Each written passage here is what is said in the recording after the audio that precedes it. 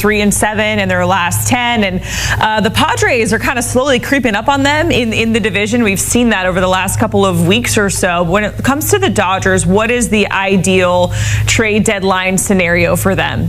Well, Jacqueline, it's funny because Andrew Friedman in the offseason worked so hard to build up the bullpen, right? Signing Tanner Scott, signing Kirby Yates, bringing Blake Trinan back because he didn't want to have to get to the trade deadline and trade for more relievers. Well, what happened? All his relievers broke down. And so now he's at the deadline trying to get relievers. And that is his top priority. Look, I think Emmanuel Clase, the impact closer of the Guardians, would be a perfect fit.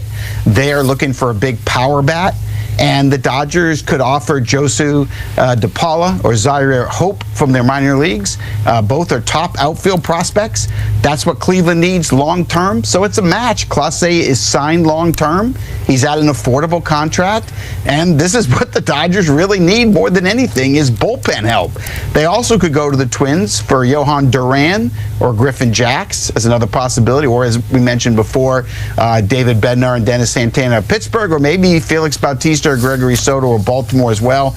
But the bullpen is the goal, and Clase would be the perfect pickup for them.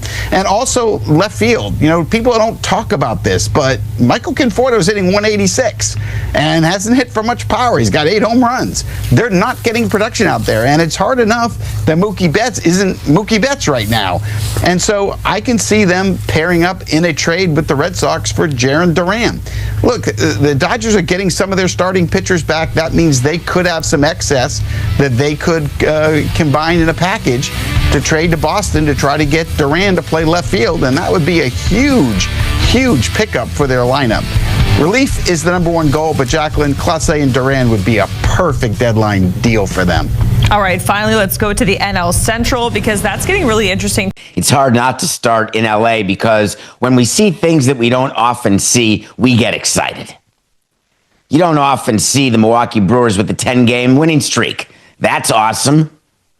You don't often see a team beat the Dodgers 6 times in a year. Does not happen often. And that's what the Brewers have done. You don't often see, frankly, if you want the stats on that, I'll give them to you. The Brewers are only the 3rd team to go 6-0 or better against the Dodgers in a season. 3 times it's happened. The Cardinals did it to them in 2006. What happened to the Cardinals in 2006? Hold on, I'll think about it. Something good may have happened. The Braves in 1994. Anything good happened in 1994? No, nothing that good at all. Unless you're from Montreal, in which case it was worse than not good. But the Brewers just seem to have the Dodgers number. And post-game, that's what you focus on. What's going on in that clubhouse in Chavez Ravine? Let's start with Dave Roberts. Furious. I think he's furious for several reasons.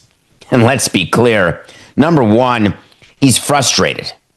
When you are 2-10 in your last 12 games, when the objects in the mirror are much closer than they appear, and that's the Padres.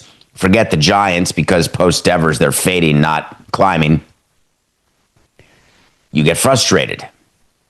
Then when you come out and say that, hey, it seems like this team continues to sabotage itself.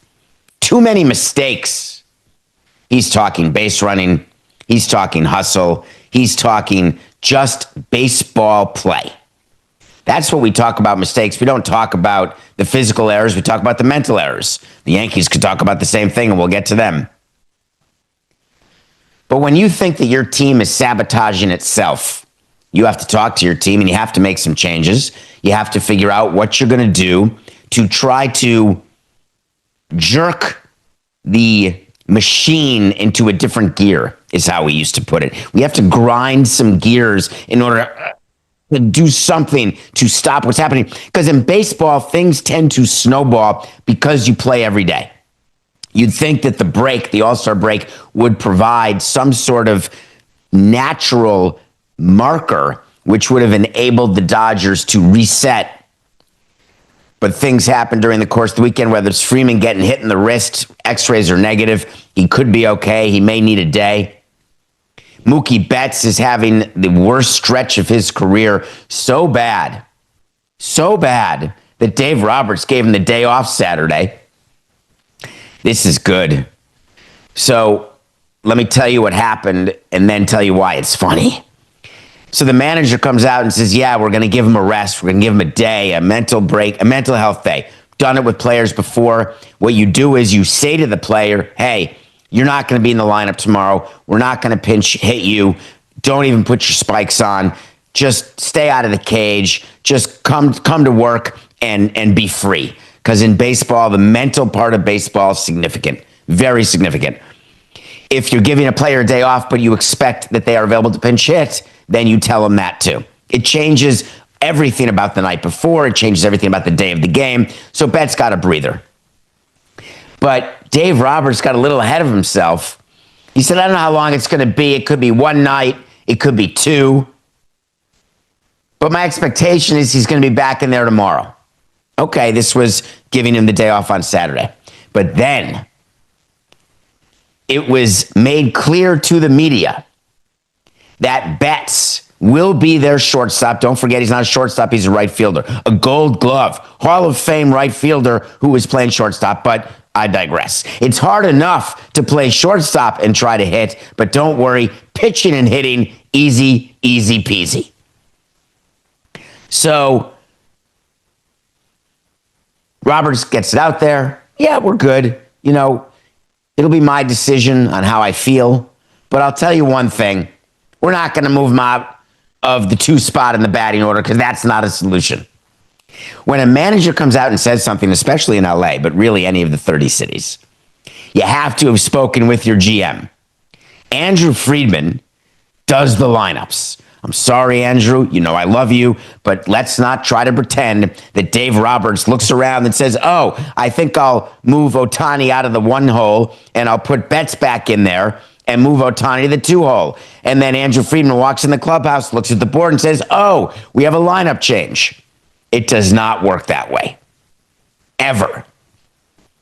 So what appears is that Dave may have gotten ahead of himself and gotten word out to the media, hey, we're not moving Betts. And then all of a sudden it was, you know what? We've got a lineup change, Davey. And so the Dodgers tried the lineup change on Sunday. They moved Ohtani back into the 2 hole. They moved Betts back in the leadoff. I think it was his first time. Ohtani's been leading off forever. I thought they'd move Ohtani out of the leadoff a long time ago. Got it totally wrong. Now that he's out of the leadoff, are you going to have Betts hit leadoff? And if he doesn't get hot, then you're going to move him back? Are you going to move him lower than 2? How many games do you give him? When you make a lineup change with a player who's used to being in the lineup at a certain spot, when you talk to the player about it, you don't say, hey, it's for a day. We'll see what happens here with the Dodgers. I'm a little worried with the Dodgers about some internal strife. Clayton Kershaw got the start yesterday, and he doesn't normally, he's not the center of negative attention or any sort of sabotage that happens off the field. But during his press avail after he pitched, he said, you know, they beat us. I'm not making anything of it. We need to play better tomorrow. But then he said, I don't have much to say. Quote, I'm going to get myself in trouble, so let's just call it. And that was the end of the press avail. When a veteran like Kershaw says that, hey, I've got nothing good to say, I might get in trouble, it may remind you of LeBron. Remember when LeBron was asked about something related to the Lakers? He said, the last time someone spoke up, they got traded. Talking about AD. Well, I don't want to get traded, so I'm not going to say a word. When Clayton Kershaw, who has the same pedigree as LeBron in terms of Hall of Fame, veteran status, leader of the team, you saw what happened during the All-Star game when he was taken out after 2/3, standing ovation from both dugouts, reminiscent of me giving Roger Clemens a standing ovation in the World Series because that was his last game, which it wasn't, because then he decided to keep pitching with love and help from God and packages sent to his house. So Kershaw has a problem with the Dodgers. And generally, you keep that inside the clubhouse. But for him to say what he said, is there a problem brewing with Dave Roberts? Is there a problem with anyone on the coaching staff, the pitching coach? Is there a problem with anyone in that clubhouse? As we watch the Dodgers season run toward the end. It's not if they don't repeat that we'll see changes, but if they have a first round loss, they're going to make the playoffs. But if they have an early exit from the playoffs and then we see a change, let's go back to this day, July 21st, and maybe we will be able to figure out what the issue was. Until then, they'd be very smart to keep it quiet.